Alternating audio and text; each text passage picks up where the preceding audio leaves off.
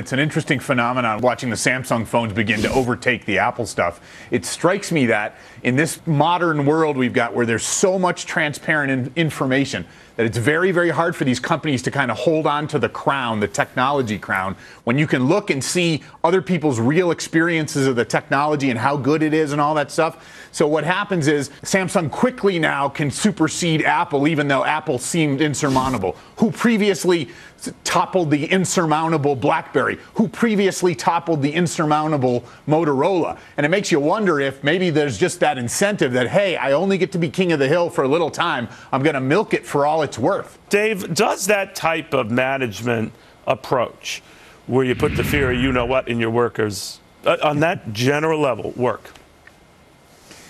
I don't think it works very often. I think it's going to be very hard for them in this situation. I do think they are. I think that's right. They're on the wrong side of history and not able to make that same kind of paradigm jump that they made from the mainframe world to the PC world some 30 years ago. This is a bigger, badder trend, one in which I think there's simply less revenue and less money to be made.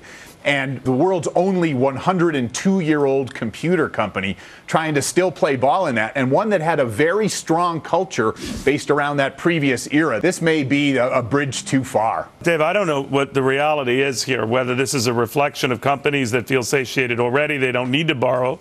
A lot of them that are public, for example, just use their own cash. Or there's something more sinister afoot. What do you think?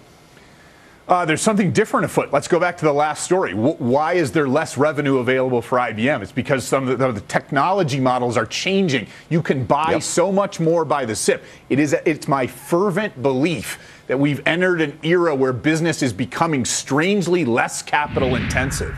And so you combine this lower capital intensivity, right, with this horrible regulatory uncertainty. And what you get, especially entrepreneurial company CEOs saying, I wonder if there's a way I could do this without investing my money. I wonder if there's a cloud-based way. I wonder if there's an outsourced kind of way. I wonder if there's a collaborative kind of way I can make this happen. It's a different economy, Neil.